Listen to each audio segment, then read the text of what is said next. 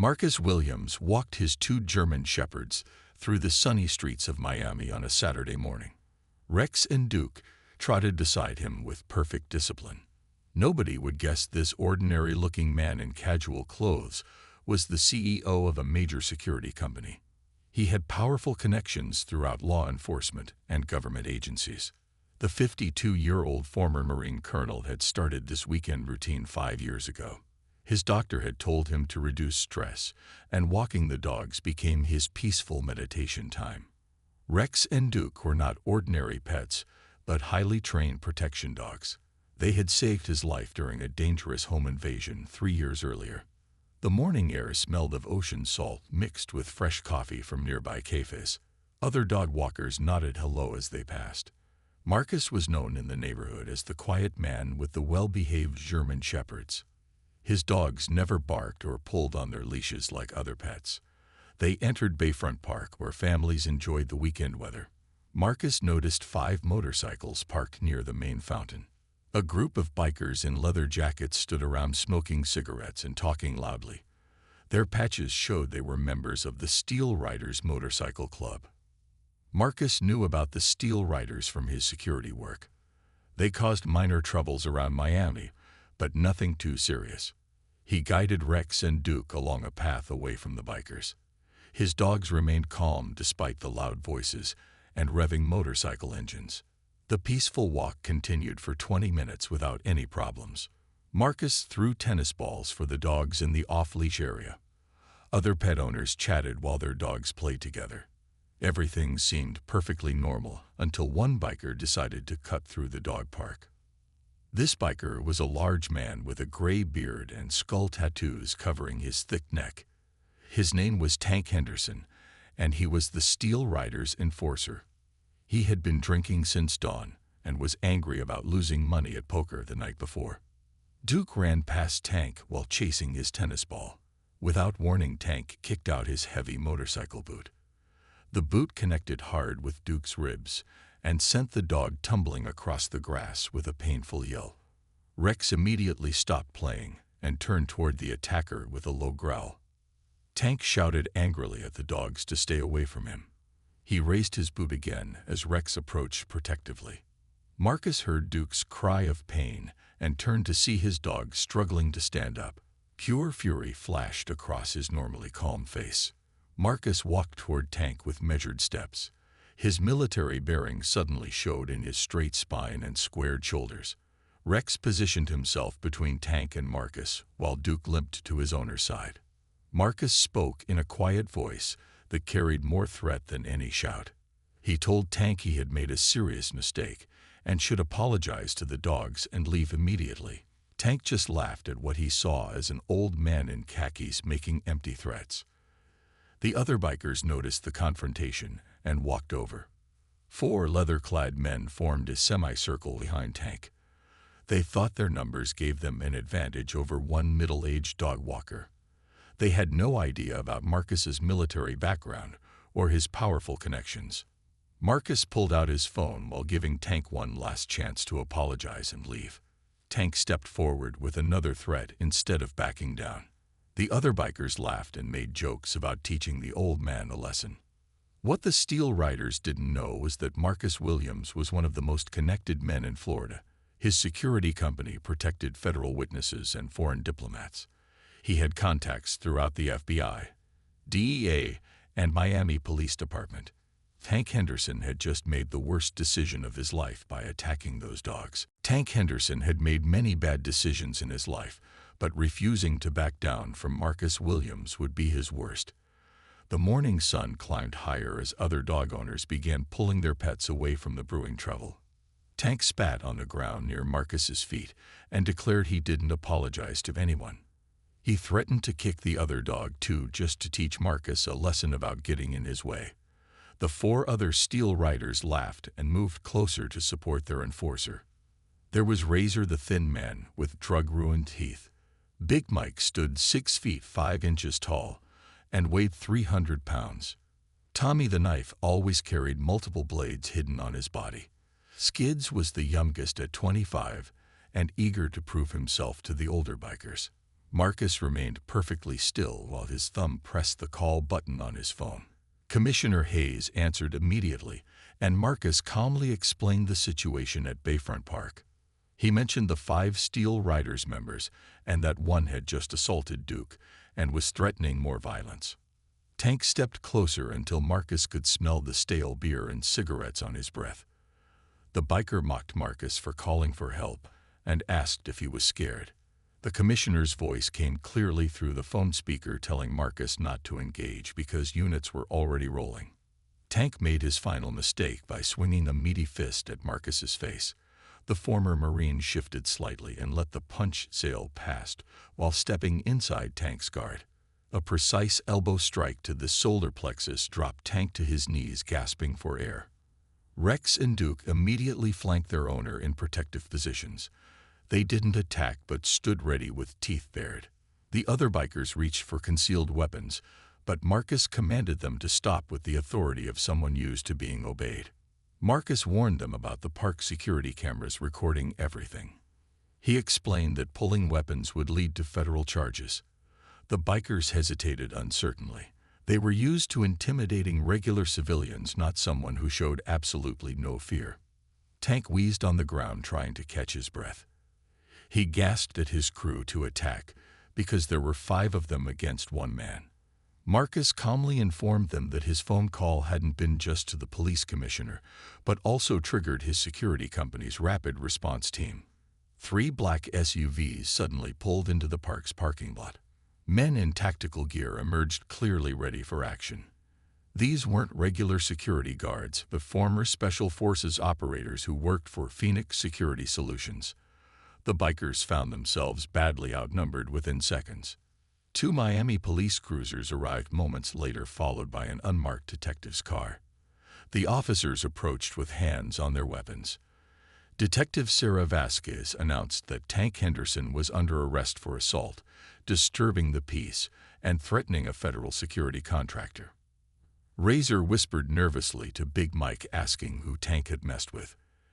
As the police handcuffed Tank, Marcus knelt beside Duke to examine the dog's ribs. The shepherd whimpered but stayed still, trusting his master completely. Marcus told his security team to call the veterinary clinic and alert Dr. Peterson about bringing Duke in for possible broken ribs. Skids protested that Tank couldn't be arrested just for kicking a dog. Detective Vasquez smiled grimly and explained that assaulting a federal contractor or his certified protection dogs carried enhanced penalties. The remaining bikers' faces went pale as they realized their terrible mistake. Big Mike turned to Marcus and said they hadn't known who he was. He admitted Tank was drunk and stupid, but warned that the Steel Riders don't forget, and this wasn't over. Marcus stood slowly while carefully holding Duke in his arms. He agreed it wasn't over and explained that their club had just threatened someone who provides security for federal judges and intelligence assets. Every agency he worked with would know about this incident by noon. The bikers retreated to their motorcycles while Phoenix security operatives maintained protective positions. Police officers and civilians with phone cameras watched everything.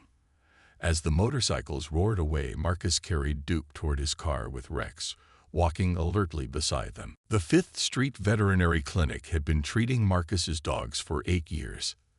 Dr. Patricia Peterson met them at the door, even though it was an hour before opening time.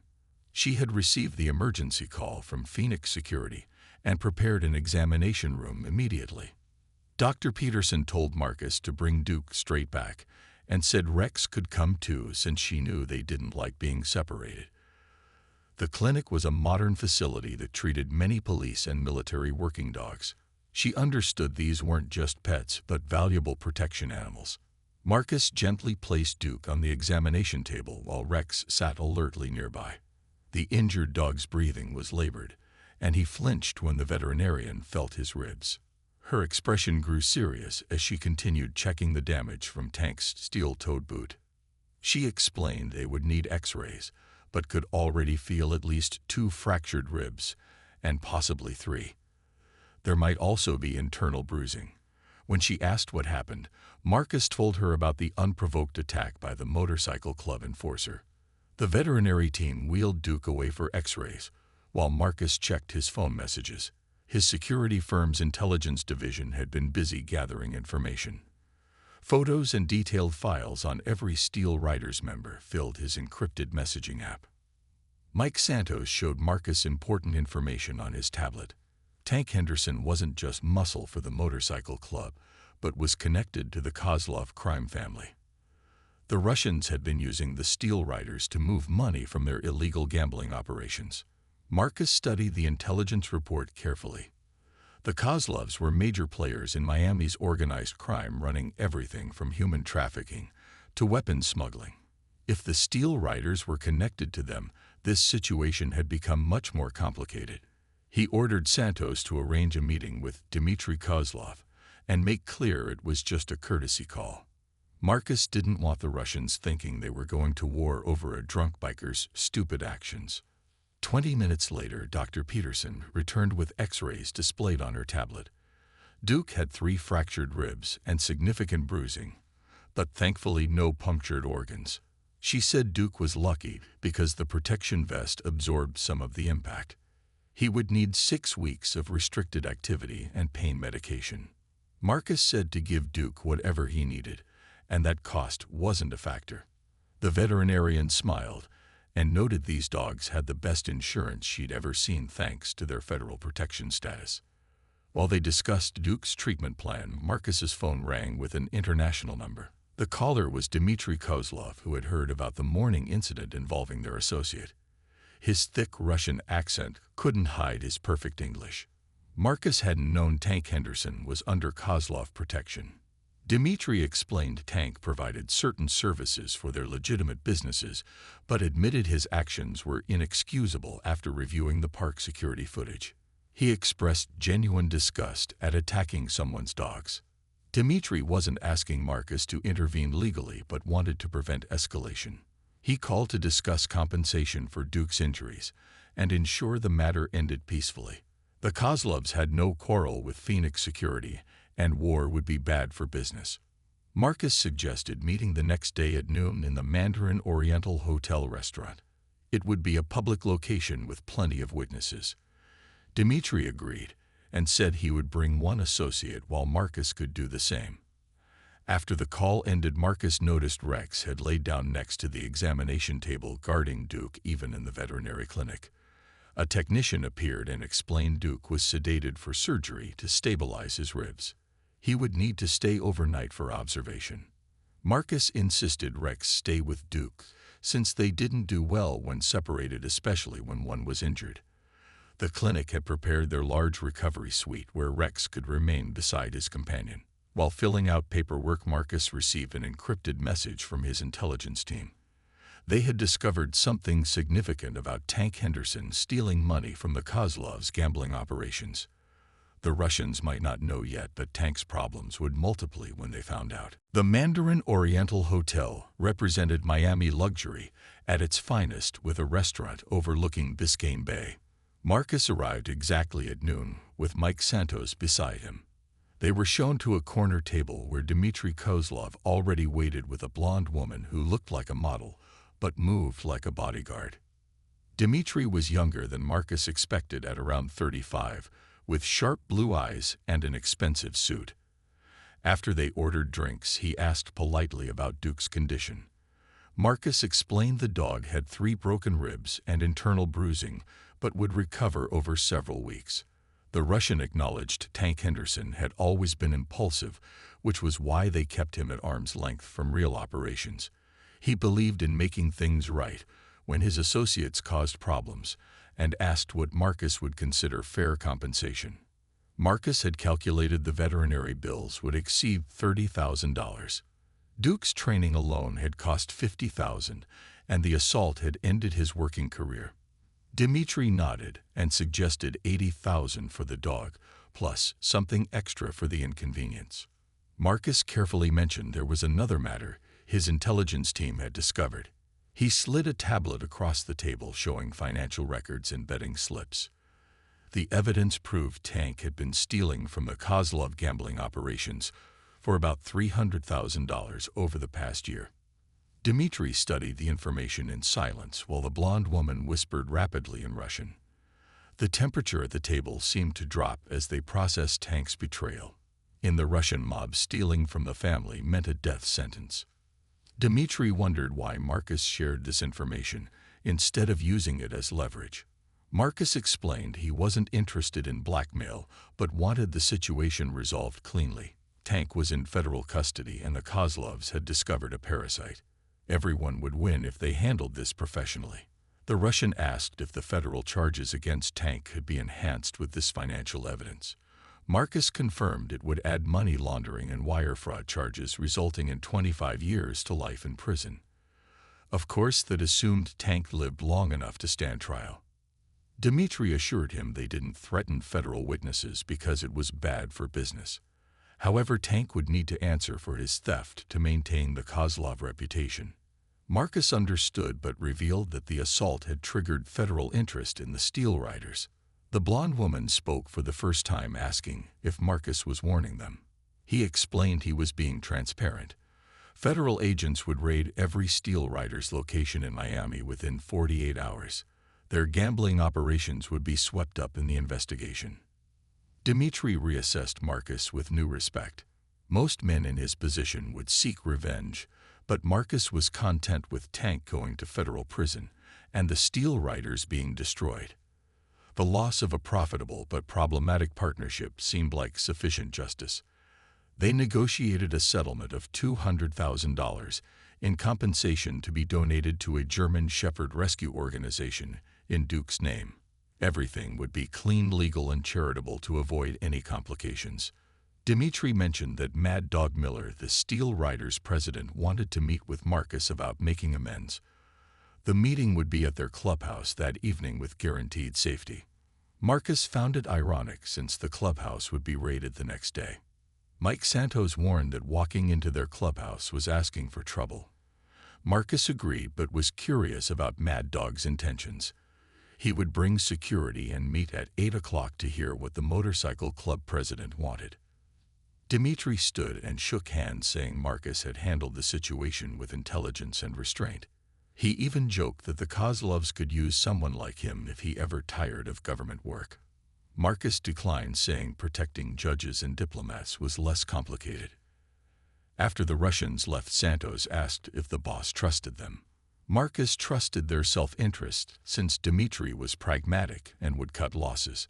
Tank had signed his own death warrant by stealing from the Russians. Marcus drove back to the veterinary clinic where Duke was awake but still groggy from surgery.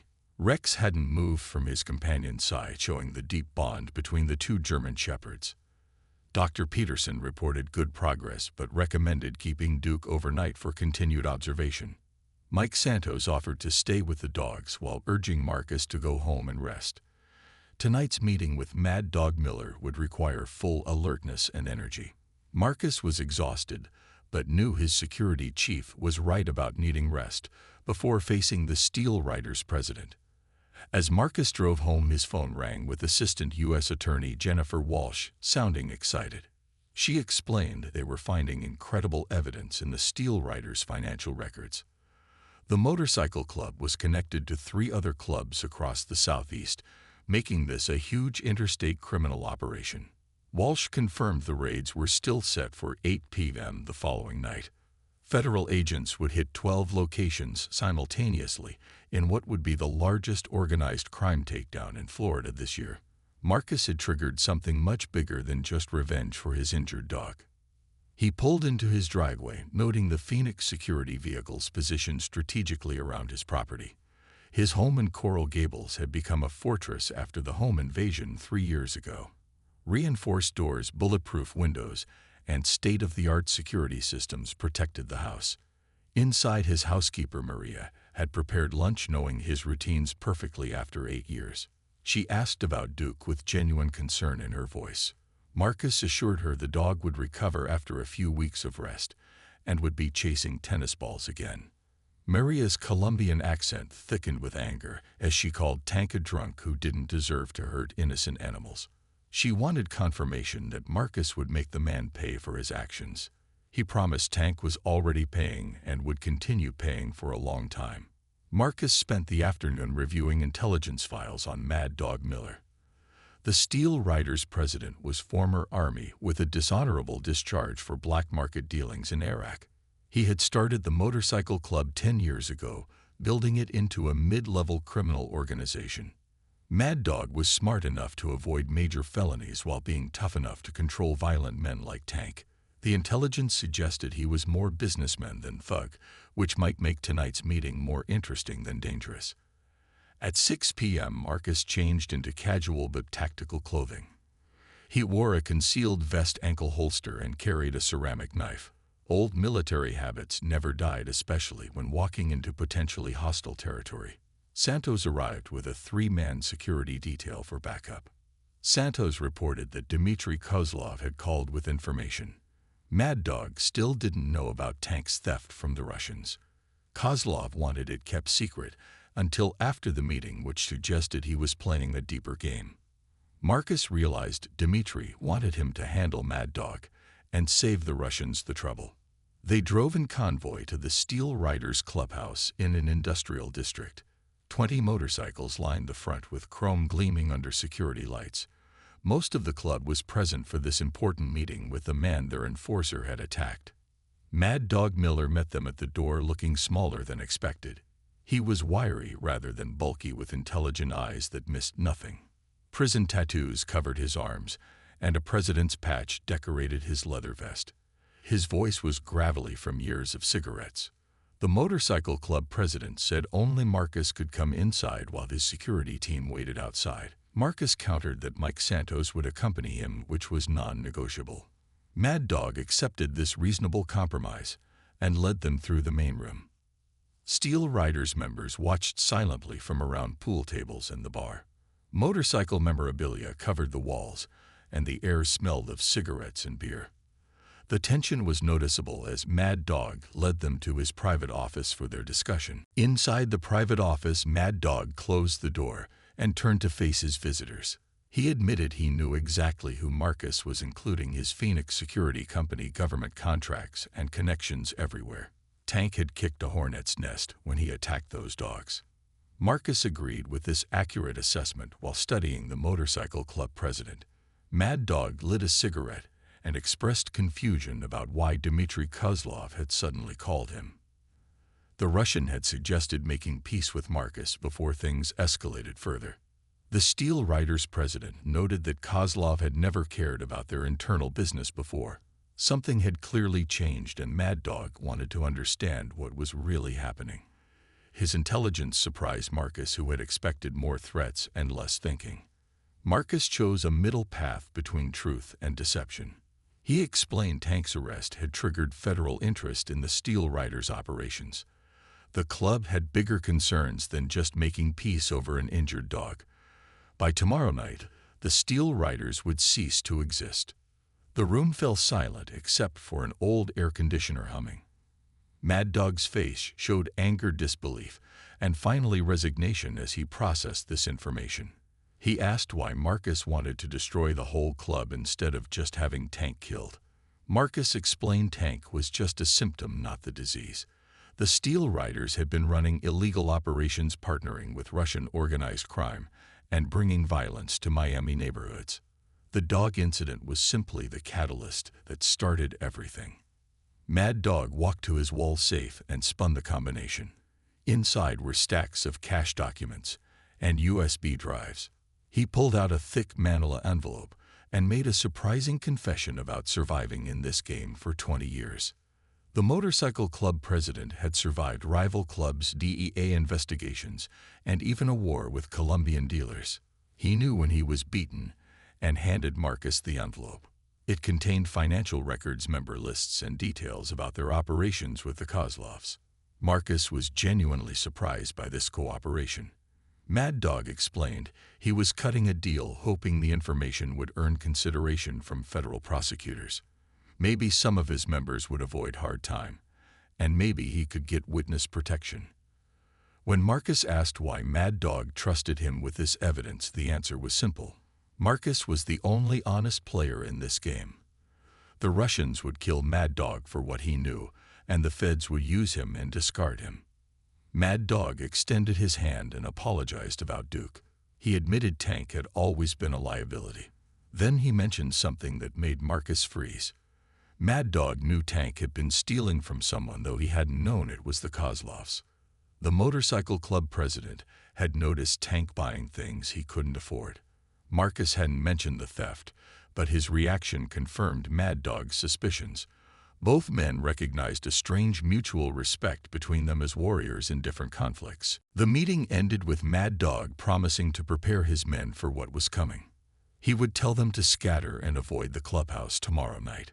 Some might escape the federal net if they were smart enough to run immediately. Marcus left with the envelope of evidence that would help prosecutors build even stronger cases. Outside, the Steel Riders watched him leave with Santos and the security team. They didn't know their organization would be destroyed within 24 hours.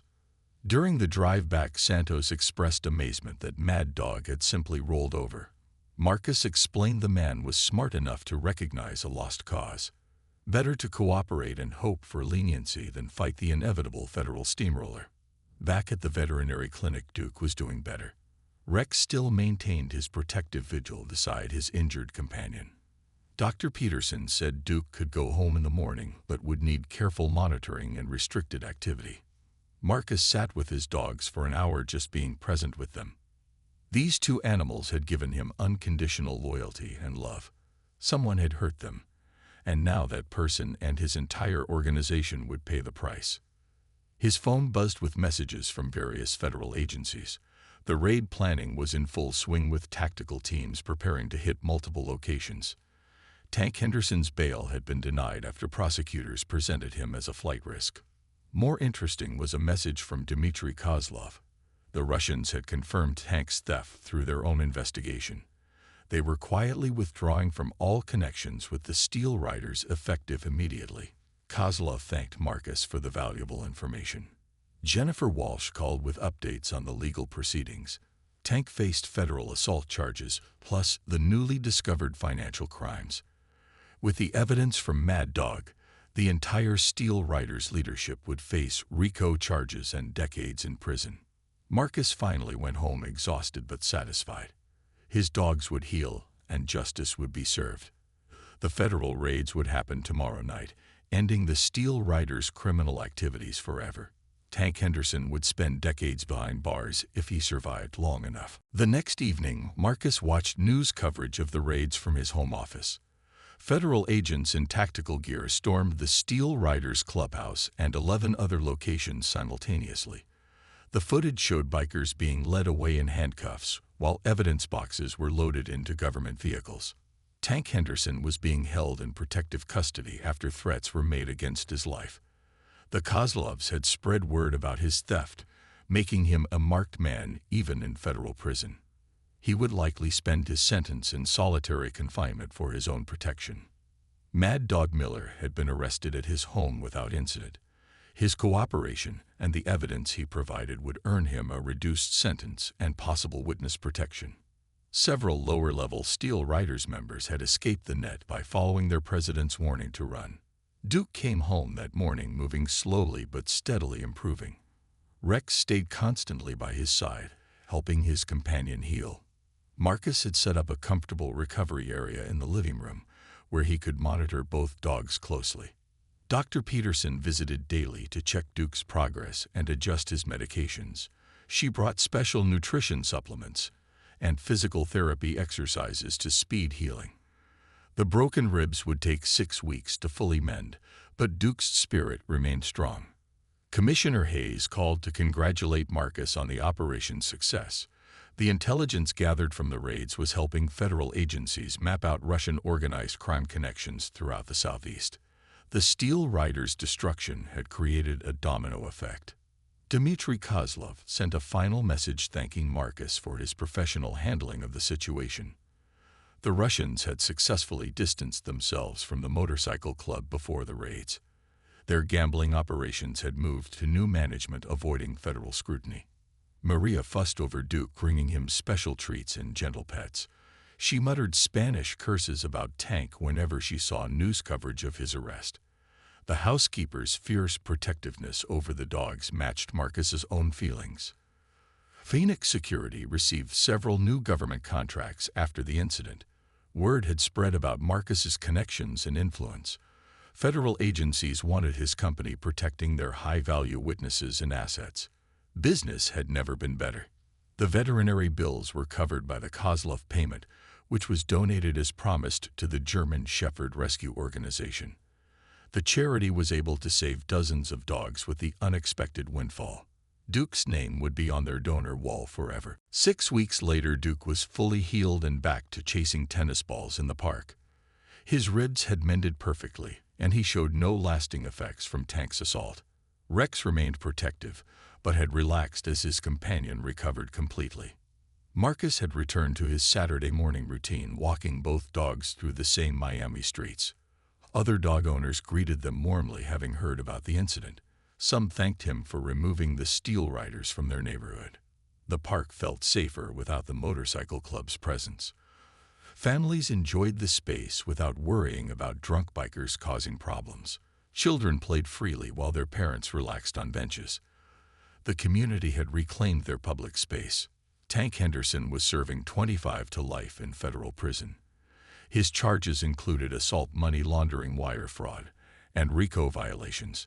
The Kozlovs had put a price on his head, ensuring he would never leave protective custody. Mad Dog Miller had vanished into witness protection after testifying against his former associates. His cooperation had helped convict dozens of Steel Riders members and several Russian crime figures. He was probably living quietly in some small town under a new identity. The Steel Riders Motorcycle Club was officially defunct. Their clubhouse had been seized by federal asset forfeiture and sold at auction. Their criminal enterprise had been completely dismantled thanks to one drunk biker's decision to kick a dog. Marcus reflected on how a simple morning walk had triggered such massive consequences. Tank's cruelty toward Duke had brought down an entire criminal organization and disrupted Russian mob operations throughout Florida. Sometimes justice came from unexpected places.